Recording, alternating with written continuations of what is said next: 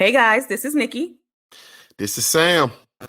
Welcome back to So What? What's Next? I spent the bag on the bundle. Turn around and take a flip and make a double. Listen, baby, with me you ain't never gotta struggle. I'm in the game 650, catch a triple double. Watch it tumble, tumble, watch it tumble.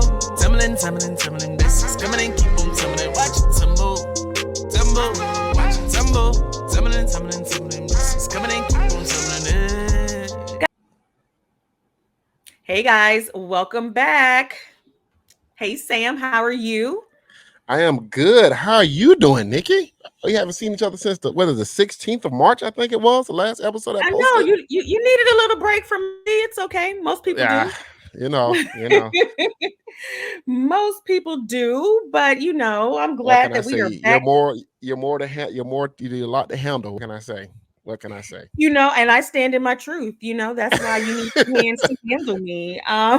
So with that being said, we can kind of jump in and catch up on some topics. I'm sorry to disappoint everybody, but the one thing that we're not going to be talking about ad nauseum is the slap heard around the world.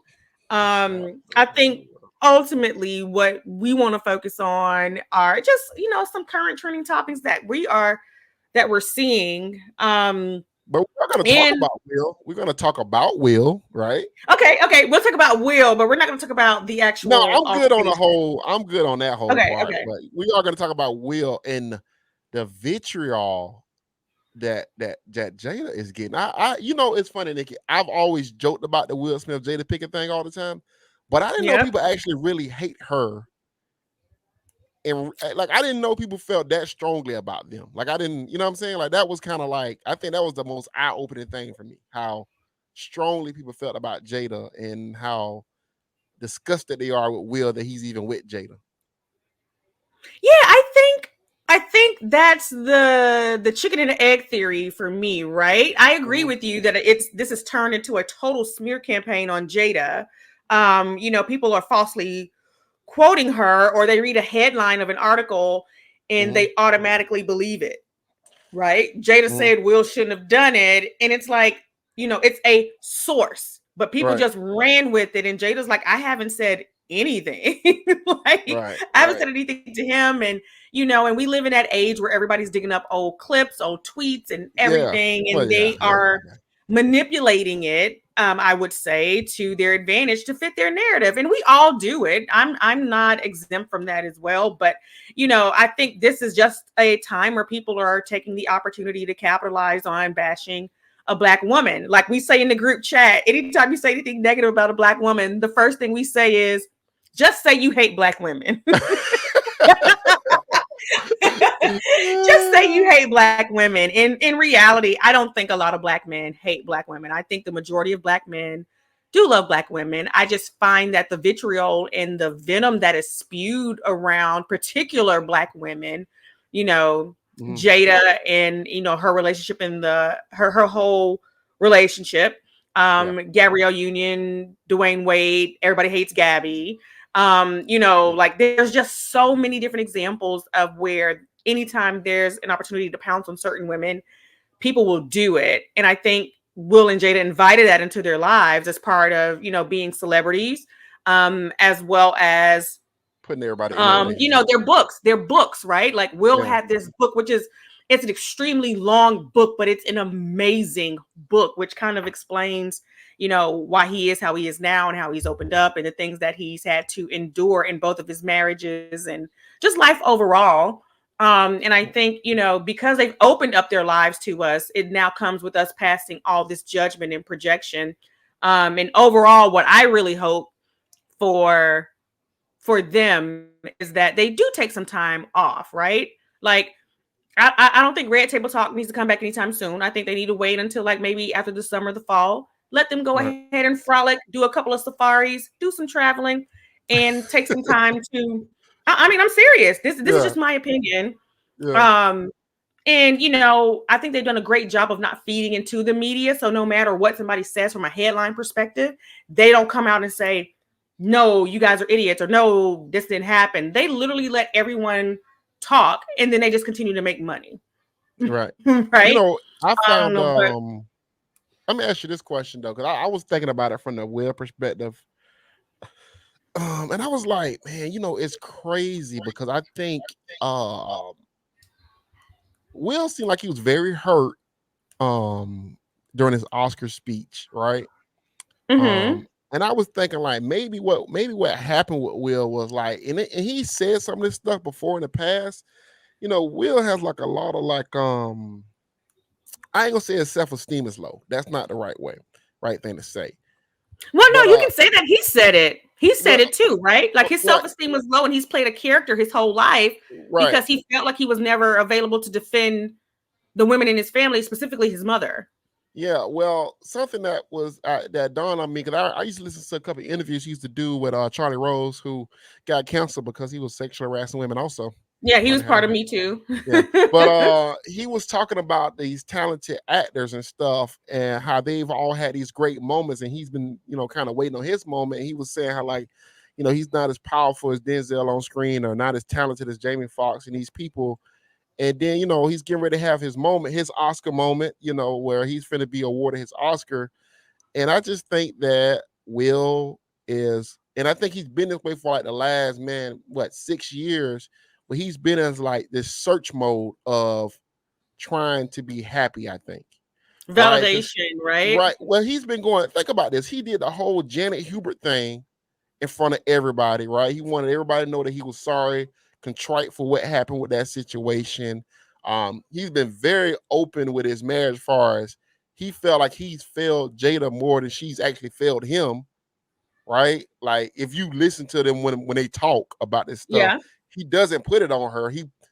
Because she says like you was done with me, so it's like little things there. And I think that, and then even with the filming the movie, he talked about how he's tried to fight to get them raises and get people paid appropriately, and now he's got this whole like Yeah, that was the fresh, Ingenue Ellis situation with yeah, King Richard, where he got everybody right. paid more money. And Yeah. he's been playing all these strong black male role model figures recently, back all the way to Pursuit of Happiness.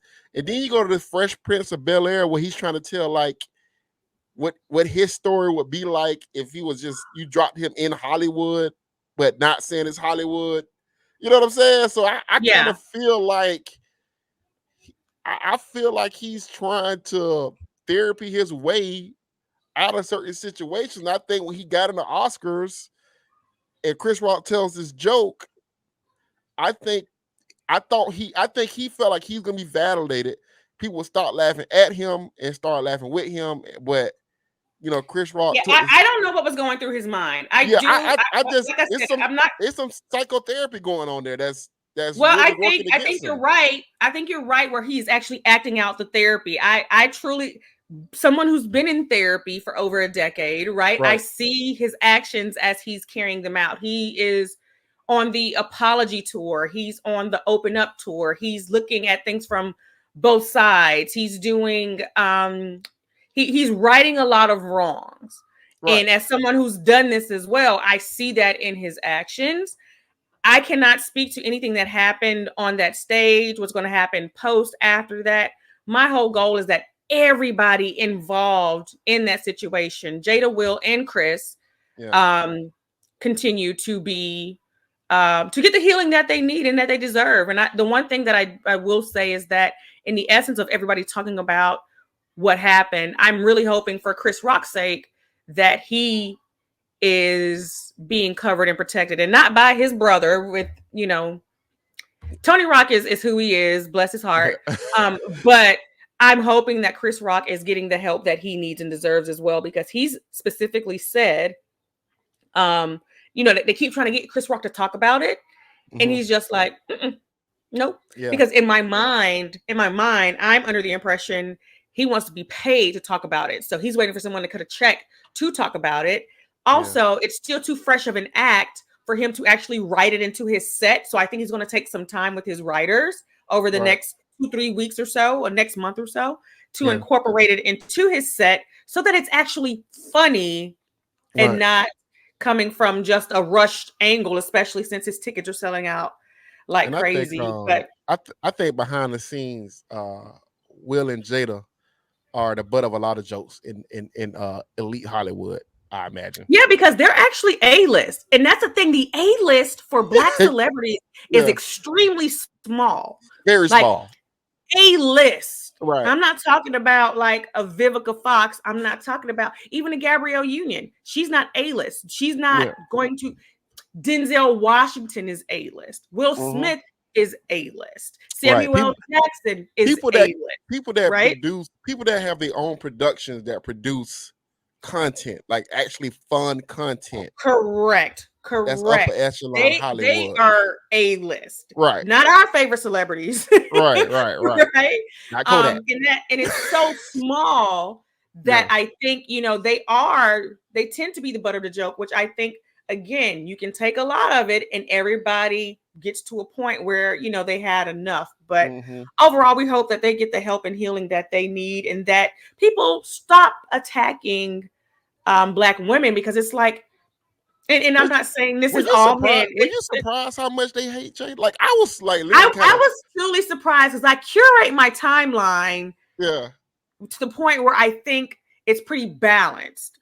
Right. But I was like, Jesus Christ. Jada continues to embarrass Will. Jada continues to emasculate Will. Jada continues to do this, this, and this. And I'm like, that woman sat there the whole time. She has not said a word after this whole incident. And people are continuing to tear her apart. So you think people are acting out what's going on in their household like that? Oh, it's definitely projection. Absolutely projection going on there? It's the same projection that some men get when they see a woman getting an absurd amount of child support. And it was like, yeah, that's why you got to scrap up. That's why you got to do this. Sir, nobody's coming after your $8 to $10 an hour paycheck. Okay. Wow. Nobody's coming after your wages. You get what I'm saying? Right. It's giving that same energy. And again, I don't know what goes on in people's household, but when I see people tweeting or talking about it a lot, I may not comment, I may not address it, but I'm like, ooh, people really love to tell on themselves. Right. But how they digest a situation, people love to tell on themselves through text, social media, and other mediums. But overall, I do want to talk about some happy Black news. I think we were trying to, cover some good things today. And I think the one thing that has had me laughing is the NFL conspiracy theories. I think that they may ultimately be true. Right before, so remember, right before we took our small hiatus, Tom Brady retired. Right. Then he unretired, and we talked about that last, the QB drama, the controversy, right? And it was revealed that apparently Tom Brady retired and was about to become some big executive for the Miami Dolphins, and they were going to hire Sean Payton, the guy who was the head coach for the New Orleans Saints, and of course winning them the Super Bowl with Drew Brees. That Sean Payton resigned from New Orleans to become the head coach in Miami, and that all of this was blown up after Brian Flores sued the NFL with that whole discrimination suit that is ongoing, which he just got 2 more coaches to join. Did you see that? Yeah, he had 2 more coaches. The name of Ray Horton is a big one because if I recall this correctly, Ray Horton used to have cornrows, right? And yeah, he did. He had cornrows as a DC, and I remember he was going up for head coaching jobs, and he said out loud, he was like, "Yo, this man told me they won't even interview me because I got cornrows." So he made a big deal about that, and I remember thinking to myself, that's gonna be the last time we ever hear Ray Horton. And so when that name popped up on that lawsuit, I was like, "Oh my God, we heard of Ray Horton again. He's back." Let's go. Let's go. So I was kind of surprised. I wasn't surprised, but I was like, "Oh my God, Ray Horton is involved." It makes so much sense. But I think my conspiracy theory is right. I think Belichick orchestrated this whole situation. Because remember, we were talking about the thread that when he sent to Brian, and we were kind of like, Bill's way too meticulous for that. Right? I mean, literally, the Patriots organization is so methodical. They're so meticulous. They're so ingratiated into the minutia of everything that there's no way he made this mistake. But I feel that I actually believe this theory. I'm not going to lie to you. I truly believe here's a good that one, though. He launched this into effect because he wants to continue to humiliate the Dolphins and Tom. And keep me in my misery. And he doesn't want Tom to necessarily be successful without him. So here it is, though, Nikki. Here's a really good one. Who was Sean Payton's mentor, and who coaching tree is he a part of? Isn't he part of the Saban tree? No, Bill Parcells. Bill Parcells. Oh my God, the two Bills. So you know that Bill Parcells and Belichick. And remember that whole debacle with the resignation and then the transition of coaching. Okay, keep going, Sam, keep going. I like where you're going. I like where you headed. So I think Sean Payton might have let his buddy know, Bill Parcells, what was going on. Parcells might have, he's old now. He might have snuck a little. He might have said something to Belichick, because I know him and Belichick just recently made up. Yep. They back in good graces. Yeah, they back in good graces. I think Belichick got a whiff of it and was like, "Yo, they finna try to fire my boy Brian." And the Miami Dolphins playing who division? We play in the AFC East. Yeah, the Patriots. The Patriots have continued to torture us for almost 2 decades.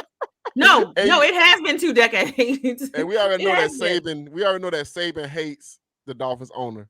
So this all, in my opinion, it all together, is intertwined. It's intermingled. All of this is happening. Like at first it was full of jokes, but now I'm like, this is the never-ending story.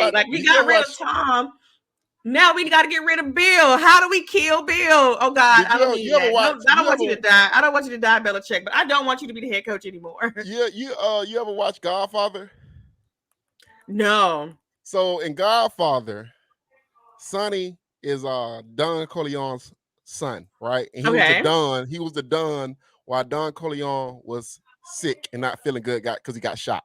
So he was like, he told Tom Hagen in the limousine when they was riding back from the meeting, he was like, "Yo, Barzini is the one that did it." And he was like, "What are you talking about?" He was like, "Tatalia could have never outfoxed Santino. He's a pimp." And I'm thinking to myself, Belichick did this. Flores could have never orchestrated all this by himself. I'm following this whole theory. Trust me, I am following, because as I'm reading this, and I mean, there's a couple of things that's kind of like, okay, how does this happen? Does it make sense? And it's kind of like, no, it does. The more if I write this down on paper and start doing like the beautiful mind and start drawing lines and things and connecting it, all of it is going to make sense. All of it is going to make sense. I'm all in on this. I'm all in on it, Nikki. I'm all in on it. Yeah. I am hook, line, and sinker. I am totally part of this entire theory of Bill Belichick continuing to screw Tom Brady and bringing the Dolphins down. Yeah. So, also the NFL draft is coming up. Got a couple of people, hoping my people come through and get But your Dolphins got significantly better in the offseason, though. I feel we've added some good pieces. I don't think there's any rookie that we'll add in this draft that's going to contribute to this year. Really? I don't think that's true. I think they will. Oh, okay. I'm glad you got high hopes. I feel good for you feel good for the Dolphins? I do. And now I wish Flores is still there. I always hate when they hire the black coach just to fail. Yep. I always hate that. But so I don't think initially it was that. Honestly, I don't think they hired him to fail. I don't. Honestly, I don't. There's certain things towards the last 2 years that lend me to believe that the energy shifted.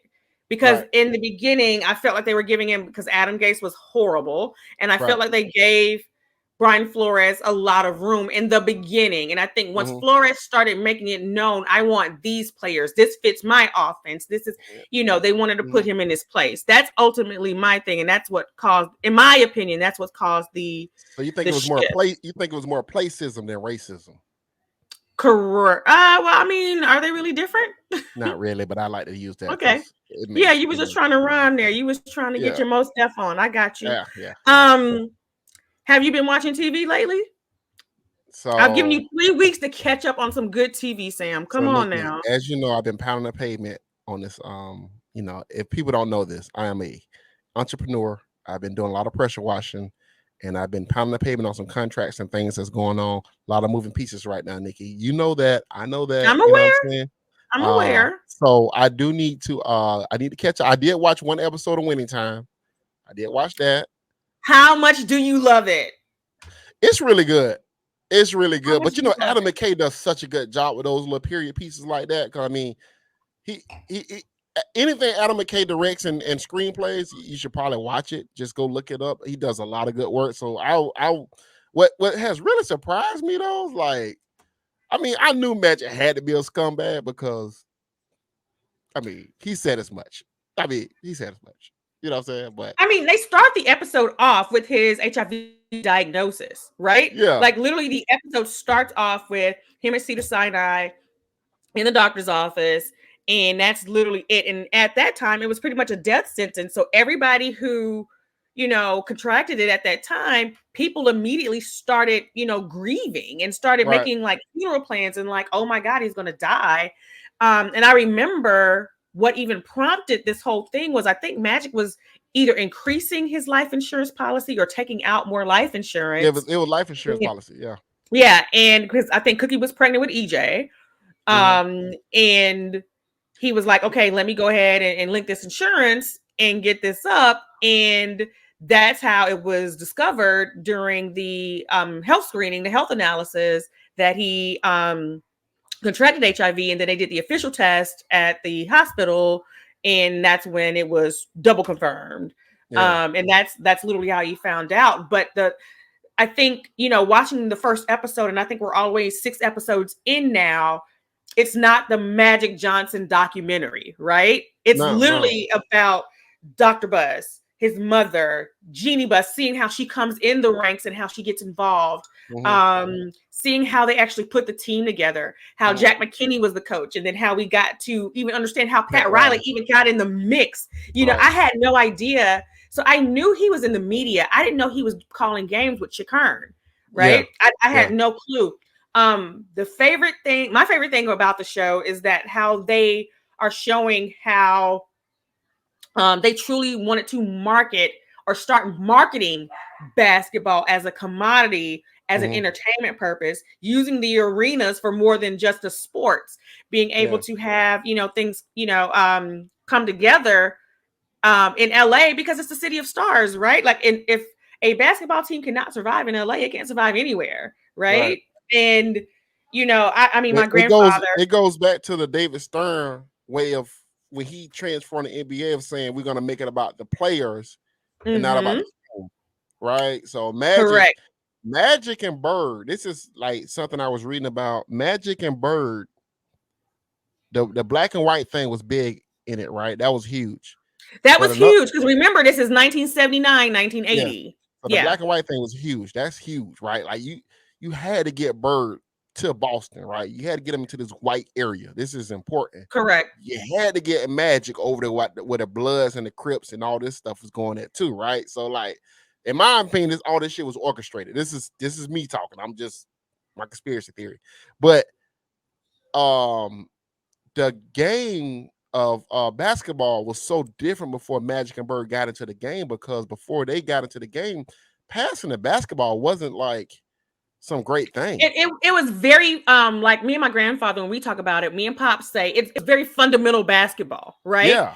Like I think that's the part that I love the most, even playing the sport myself, is that it talks about, and because again, my grandfather is 83 years old, so he's seen a lot, right? And the Boston Celtics is his favorite basketball team. And I make this joke all the time. You know, my grandfather's 83, so he's seen a lot. He's seen racism and segregation. There's not a lot of white people he likes. Right. But one of the people who have made the list is Larry Bird. He loves Larry Bird. He almost loves Larry Bird more than Bill Russell. Almost. I would say they're pretty much neck and neck. Right. And he would tell me about, you know, even before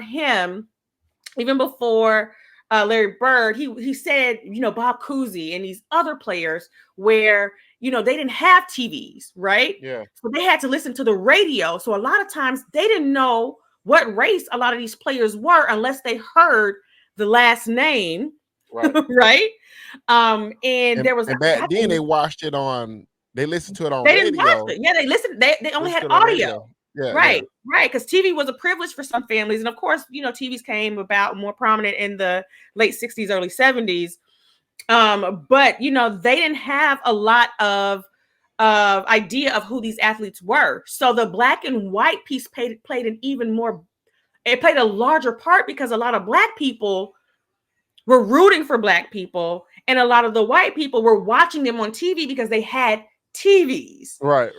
So they knew or they hated certain people, which I think is so funny because when you know, they don't really do a deep dive into it on the show, but on other documentaries and other books, you would hear how much they were hated. The black athletes were hated anytime they did anything fancy, if they dribbled too much, if they went between the legs too much, if they, you know, got too flashy, like they would literally throw things at the players and try to get them, you know, out of the arena. You know, I think they even hinted to it with Kareem Abdul-Jabbar. So it's so good, and I don't want to give it away for people who haven't watched. So I gotta tell you something, Nikki. I gotta tell you something.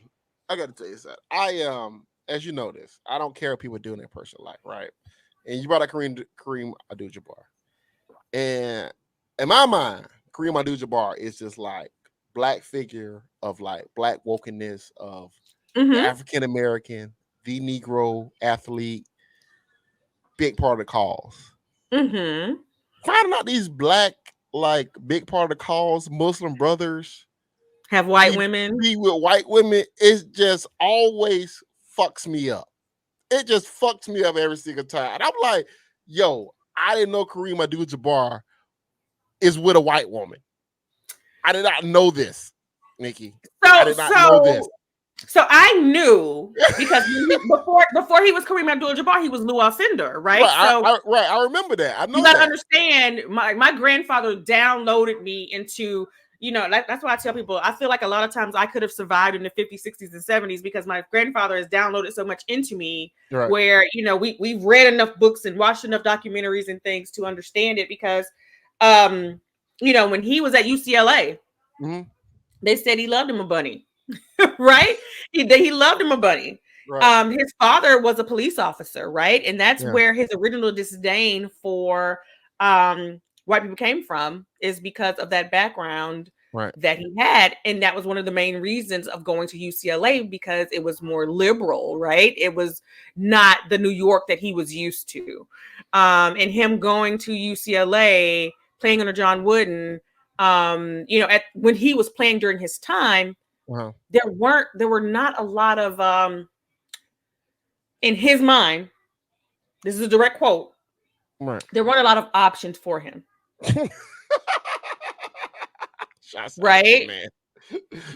So you know that's the Sidney Poitier, that's the Harry Belafonte, that's the Donald Glover, that's the, you know, when I think a lot of people get disappointed when they find out that prominent black men who speak for the movement are so, you know, involved in the movement and so passionate about it, choose to be with a spouse that's non-black or, you know, not a non-minority or I guess what we people of color. But I try to no, it's not that I try. I truly believe that you love who you love, right? Right.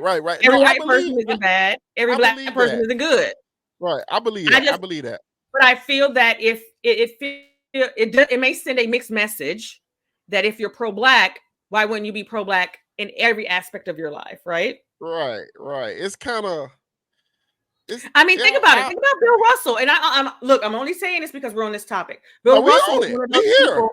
Bill We Russell's here. one of those people as well, right? Bill Yeah. Russell, I don't know. I don't think he went to an HBCU. I forgot what college he went to. Was it San Diego State or was some? It was the college he went to, and everybody told him not to go to Boston. He was going to be drafted by Boston, and everybody told him not to go. That's not the place you want to go as a black man. You don't want to go there. Right. And Bill Russell was one of those people who was very staunch, had a black wife, have black kids. He Right. won multiple championships in Boston as a player and as a coach. Right. I think he was a GM for a little bit, and he had a black wife, and his black wife passed away. And now he is with a white woman, but he's with a white woman now. The formidable years of his life, he's always been with a black woman. And Bill Russell now, in his old age, in his twilight years, is with a white woman. And it's kind of one of those things where it's like you love who you love, and I am not opposed of people's opinions changing, right? I'm not opposed to that. So maybe they were all, I'm going to be a black man married to my black wife and have my blackity black kids, which could be the case. And there may be a situation or time in there where they have said, hey, I'm going to shift. I mean, I think we covered it in another pod where Eartha Kitt, when she dated Sidney Poitier when they were younger, Eartha Kitt literally was in love with him, and Sidney Poitier said, I can't be with you because you can't take me at where I want to go. You can't take me where I want to go. This is why I'm opting, I'm quite sure he said in a more eloquent way, but this is why I'm opting to be with a white woman. Yeah. I can only go so far with you. And I'm not saying that it's true. I'm not saying that she's lying. I'm not against interracial dating or anything, right? Like, I'm okay with it. I'm kind of weird when it comes to this type of stuff because, like, I'm not going to interracially. You're not going to date outside of your race. I'm not marrying a white woman. All right, I'm not marrying a white woman. And you say that today, and we could be talking 10 years from now, and your white Nubian queen. Now, I'm not gonna lie. With chance of like one, a little bunny caught your eye. I know when chance of like one, like close to one, and the nights was very, very long and cold. And you needed to rub your feet up against something. I was like, a little less seasoning wouldn't be that bad. You know what I'm saying? But no, I wouldn't. I don't think I just don't think I can because I'm so. I've dated out of my race. I've dated out of my race. I've dated out of your race. Have you dated a white? I've dated white. I've dated. You went on a date. A couple of white men. You went on a date. I went on multiple dates. But did you date? I dated, and I mean, like, actually went on trips. You seen a little pink thing. I think that we should stop drinking during this podcast. I think we both should be careful with our alcoholic intake. The date. I'm just saying because dating. Now, it's one thing to get like free dinners, free trips. No, free fellatio on the house fellatio. Oh my God, we're going there. I have not been on a foodie. So I have not been on a foodie call with a man. A foodie call is basically when you go with a man that you don't eat. You go out on a date with a man that you don't like just for the food, just because you're hungry and you want to eat. Right. So I have not been on a foodie call. I have dated white men, and it was a good experience. I don't have anything negative to say. I find myself more attracted to black men. That's the God honest truth. Okay. It wasn't like let me try something different or try something new. It was literally like, to be honest, I didn't even know they wanted to date me. Like, I thought they were joking. Right. Both times. These two particular. Yeah, these two get their 1950s on. They're trying to get their 1930s. Yeah, I was like, I don't want to be fetishized, right? I don't want to be fetishized. So in my mind, I'm like, oh, okay, whatever. And they were like, no, are we going to? He was like, no. Listen, Nikki. Nothing trying to get action. Was he British? And it was like, okay, let's do it. Let's like, I don't have a reason to say no because he was attractive. Mm-hmm. The other instance, same thing. It was kind of like, we should go out for drinks sometime. And it was like, okay, cool, whenever. And then when he started like pulling out the phone and looking at the calendar, and it was like, oh, you really want to do this? Okay. Yeah. Multiple dates. Again, I have not had a bad time. My preference just is, a black male. Nothing wrong with And that. Nothing wrong with that. I'm not cutting myself off from. Look, let me tell you something. I learned a long time ago that I'm not going to put a period where God puts a comma. Okay. True. So, I just want to say, I did say I won't date a white woman, but if it's like, like Scarlett Johansson, you know what I'm saying, like something crazy like that, would oh my ever God, drop into my lap, I mean, God. yeah, I'm gonna do it. Well, speaking of dating white women, have you seen the Ultimatum yet on Netflix? No, Nikki, I can't. You know how I am with reality I know TV. you're working. And I I'm just hate hoping reality that. TV. Okay. Everybody's So talking about because my homegirl was just hitting me up and she's been watching Ultimatums. I'm like, maybe it's worth watching. So I'll just finish my glass. I am not going to refill. But yes, okay, I got another one. Yeah, you filled it back to the top. I want you guys to know that tonight's podcast is sponsored by cognac. The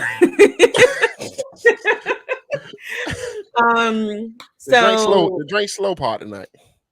Yeah. We doubling up on poor minds. Right. So the Ultimatum is basically this show on Netflix. I had no intentions of watching it initially because I knew that it was, part of the same Love is Blind concept with Vanessa and Nick Lachey. So I was like, Ultimatum, I'll check it out. So when it dropped, I was like, what do I have to do? And I had so much to do. So I was like, let me go ahead and knock out some of these chores and cut it on. From the first episode. Yeah. I was like, oh my God, this is chaotic. And I cannot stop watching. It is so messy. It is so bad that it's great. Like, really? The show premise is basically about these couples. They're together, and one person, either the male or the female, either the man or the woman, issues an ultimatum to their partner about getting married. They want to take the next step. Some of these people have been together for, a year and a half. Some of these people may have been together for 3 years, whatever the case may be. Ultimately, they're going on this show to give their partner an opportunity to experience life for 3 weeks with someone that's not them. Oh, wow. And then they spend another 3 weeks with their partner who they came with to decide if they're going to take part in this ultimatum. Right. Or if they made a choice or a decision in this ultimatum, whether it's to break up, whether it's to stay together, or whether it's to get married. So it's basically going on a show, giving your significant other the opportunity or the chance to cheat on you. Right. Even though technically you're broken up, air quotes. And then getting back with them and deciding if this is what you want to do moving forward. And I don't think anybody on this show should be on the show. And I say that because a lot of these kids are like a couple of years removed from college, like maybe a year or two removed from college. Some of these people have just really started their careers, meaning that they just finished their enlistment in the military and now they're actually thriving in their careers. Some of these people don't want to have kids and their partner wants to have kids, which I feel is a non-negotiable, right? And, you're issuing them an ultimatum. And honestly, I wish they would swap out whatever the ultimatum is with therapy, because that's ultimately what these people need. That's funny. But it is chaotic because, Sam, on the first day, everybody gets there. And on the first day, you meet Nick and Vanessa, and you learn who issues the ultimatum. And in this instance, I think 2 of the guys issued an ultimatum, and the rest of the couples, the women, issued the ultimatum. And then you get to pick out of everybody who's there. Yeah. You get to pick who you swap with. And it's chaotic because some people pick the same person, or if one guy literally, like, every person he picked ended up getting chosen by someone else. And at the end, he ended up just going to his girlfriend and says, "Hey, I don't want to do this ultimatum anymore. Will you marry me?" Like, that's how it really happens. That is how it happens in real life. That's literally how it happens in real life. The man says, "Go find somebody else. Go find someone. I give you the opportunity to find someone else." As he's looking for other people, and those other people ain't clicking, and he sees that other people want his girl, and now he's like, "Hey, you know what? Actually, I don't want anybody else. I want you." Nobody wants me. I'm only as And faithful as my that's the options. real key right there. Nobody wants you, Nobody right? wants me. Yeah. So I say all that to say, the show is purely chaotic. It is nuts as hell. And I sat there and watched all of the episodes in one sitting. After How I many finished episodes cleaning, was it?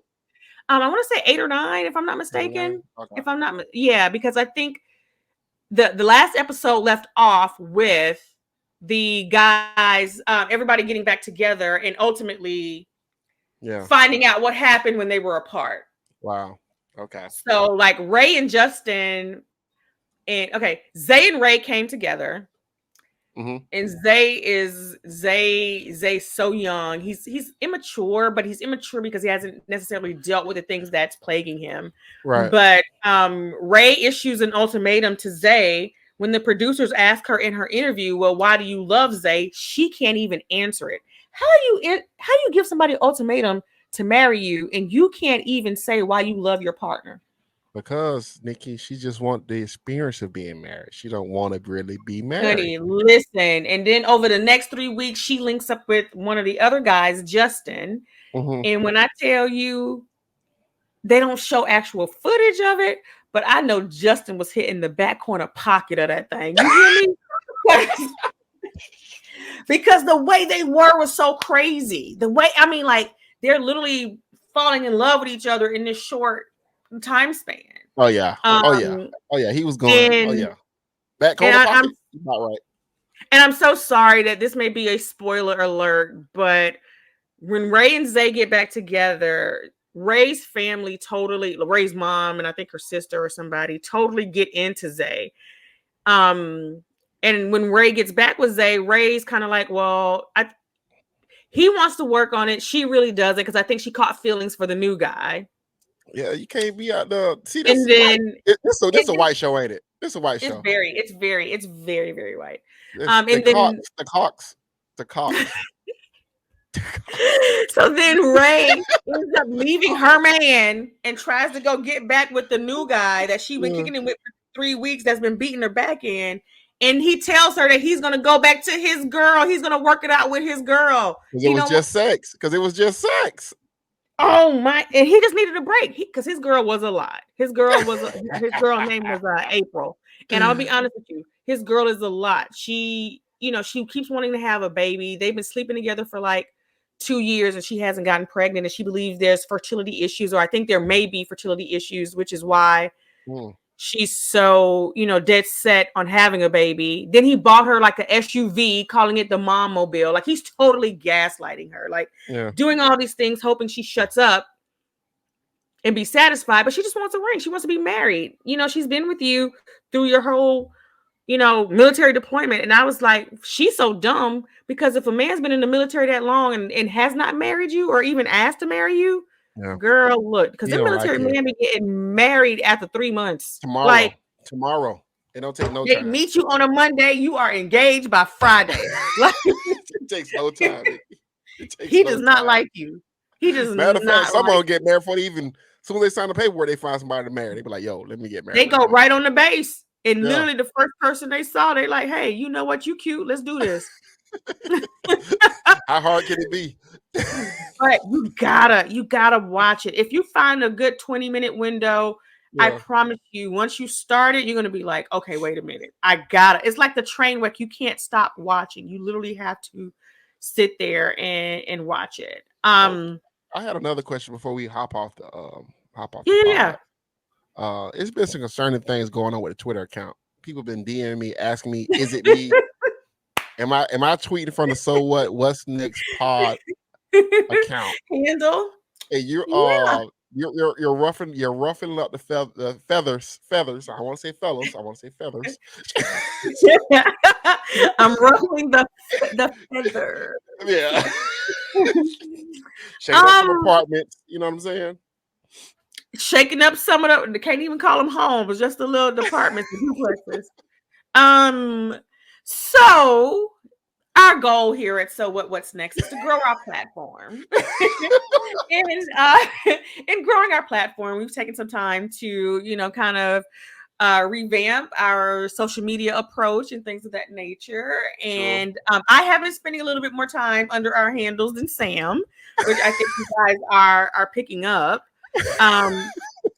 And I think almost I want to say that sometimes you guys may be intentionally trying to trigger me with some of your topics because it's me behind the handle, which is hilarious because again, I think Dibby retweeted something like a 1950s article from a home econ book that basically says tips to look after your husband, and it involves like a lot of cooking and cleaning and doing yourself up and making yourself presentable and having dinner ready and preparing yourself and removing the kids and all these other things. And I basically said, hey guys, we're free.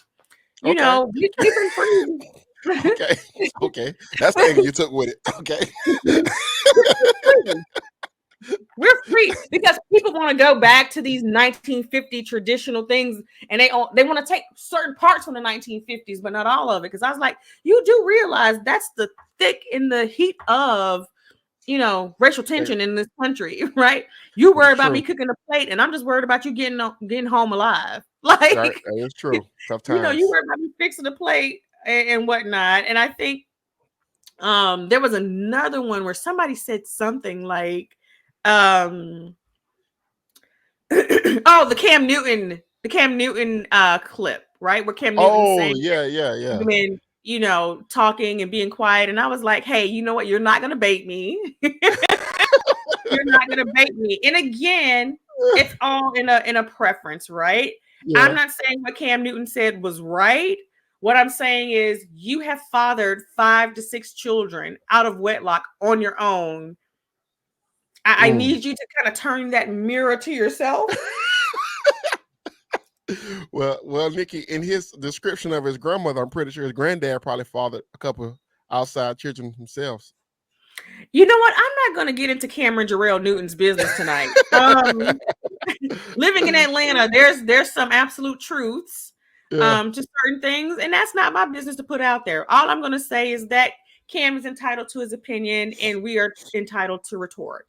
But when they hit me up about it, I was just like, I'm not going to do this. I just need him to take care of his 5 children and the other 3 to 4 that he claimed as his own as well. That's fine. It's important, Nikki. It's important to father the kids, even if you didn't want those kids to be. Then set the example. Set the example, right? Because you cheated on your girlfriend to have the last kid you had. Right. It's important to father the kids, even if you don't want them. It's important to provide a good example. No one is perfect, including myself and including Cam Newton. My whole thing is when you go out and say these things, there's going to be a reaction. Just like the whole Russell Wilson is corny thing, right? And when I see a lot of people calling Russell Wilson corny, I'm like, do you know you fit in that category too?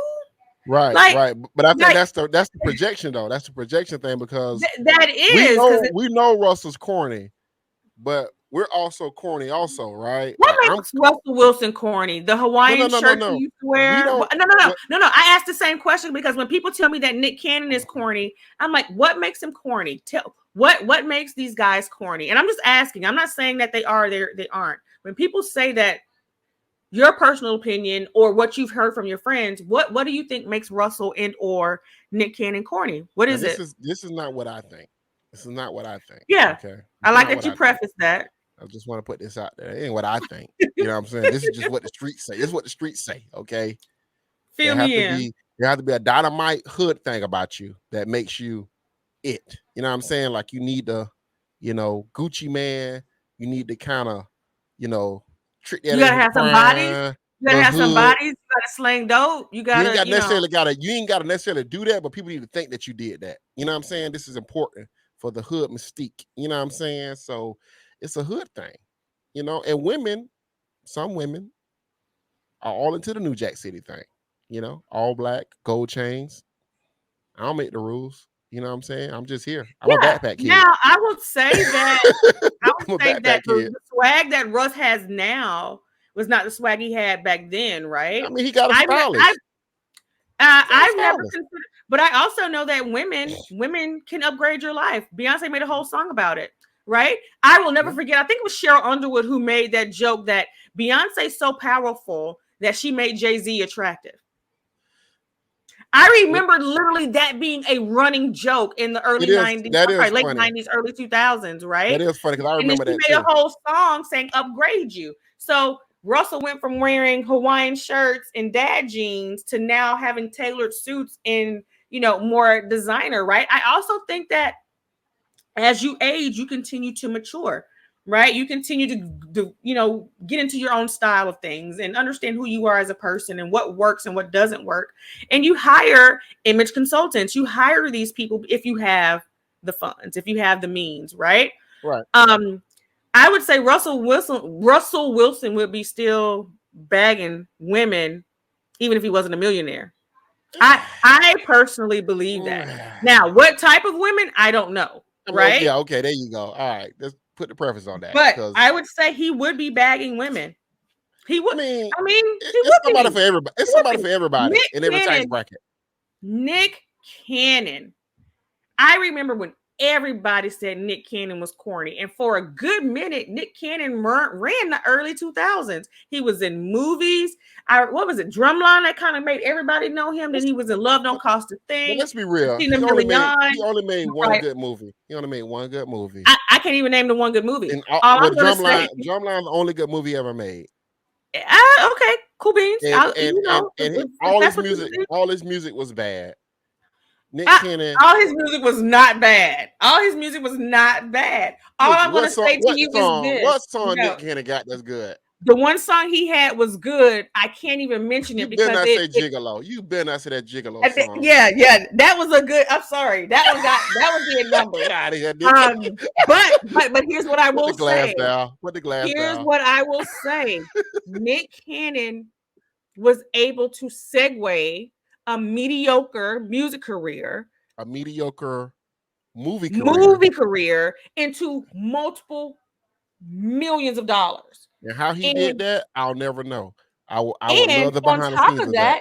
If you look at Nick Cannon's resume, no, he does bet. No, he bets at a high percentage. So here's the thing: what makes him corny? Is it the way he dresses? Is it his dialect? Is it when I hear men say that, you don't have to answer to me. I just want to get a better understanding. You gave me one understanding, right? Where they looking for that. He's another industry plant. Let's just be real. And that could be the case. But again, I'm never going to knock a black man for getting his money. I'm not upset with him. I'm just saying.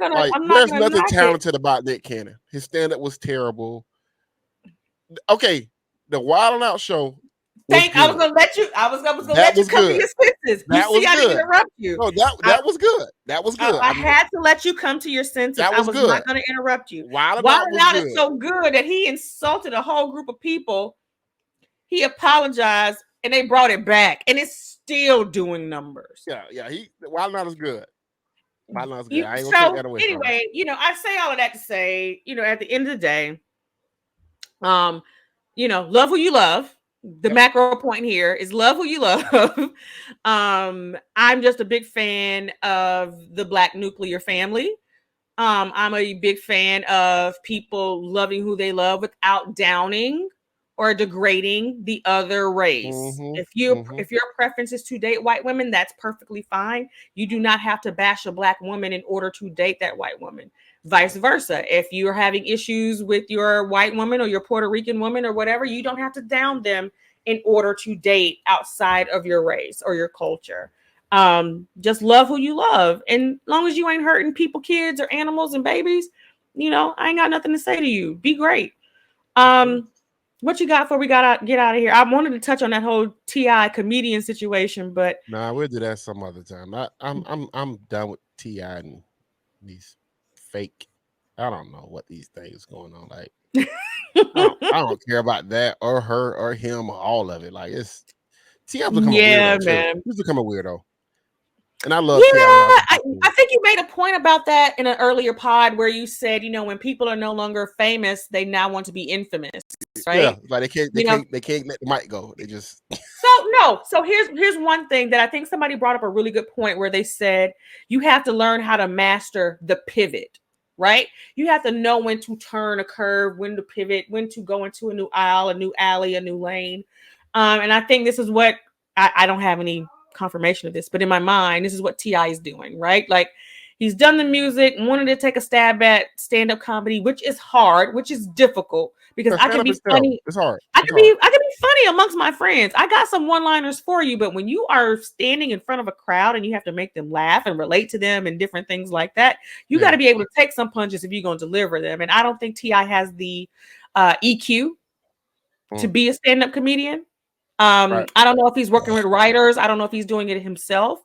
I applaud his effort to get out there and try something new. I just don't know if this is the right alley or the right pivot for him right now.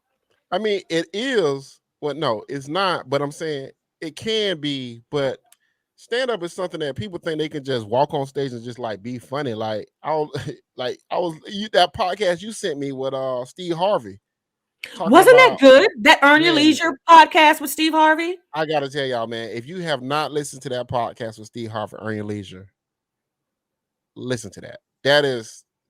That's probably I don't like 2-hour podcasts. I do not listen to any like I don't like even with this pod, I try to keep this under an hour. Like if we go over an hour, I'm like, oh shit. That's the best 2 hours I've ever spent listening to somebody talk. Because not that, and a lot of people hate Steve Harvey for whatever reason. And he has his moments and everything, man. But him just sitting there talking about business, his kids, putting his kids in power within his business and empowering other people and all these different things. I was just like, yeah, this is cutting out the middleman, learning how to manage and putting people in power that you trust. Even how he was taken advantage of. When I have not been the biggest Steve Harvey fan, I will tell you listening to him on the pod totally changed my perception of Steve Harvey. I didn't even know that man's real name was Broderick. I thought he was Steve Harvey. I thought that was really his name. That man's name is Broderick Stephen Harvey. That's one thing I picked up from that because, like I said, I'm not a fan. I'm sorry. I've never been a big follower of Steve Harvey. I've admired what he's done in reference to getting paid, in reference to seeing him on TV and doing things that was difficult for Black people, Black men especially, to do. However, listening to that Earn Your Leisure pod where Steve Harvey got on there and broke down so many gems from the industry, what he learned, what he's still learning at his age, understanding what an NFT is, getting into that industry, that market, and again, mastering the pivot, right? You know what, though? Understanding How graceful he's very graceful. Because he's very graceful and he's very appreciative of people that came behind him and in front of him. And I never thought that just by watching him in his TV shows and stuff. I always thought he was kind of like one of those people that thought he was above everybody else. Come on, Sam. But when you listen to him, you hear it and he says it. Like he says it a lot. Like he'd be like, yeah, this guy was a bad boy. Nah, this guy and that guy. He just kind of goes down the list. You're like, damn, Steve Harvey really appreciates. And when you listen to him, you can hear the therapy coming in. You can hear how he healed from that perception of what he was to what he is now. And I'm here for the growth. Like I will now say that I am a fan of Steve Harvey because that opened up my eyes altogether. And we're referencing the Earn Your Leisure podcast. They have a couple of good gems over there. But if you go to, wherever you listen to different platforms where you listen to podcasts, look up Earn Your Leisure and you should see the one featuring Steve Harvey. And check that out. Well, let's wrap on that, Nikki. Yep, that's it. Sam, it's been a pleasure as always. All right. You be great, okay? All right. Have a good one. All right. Why are you talking?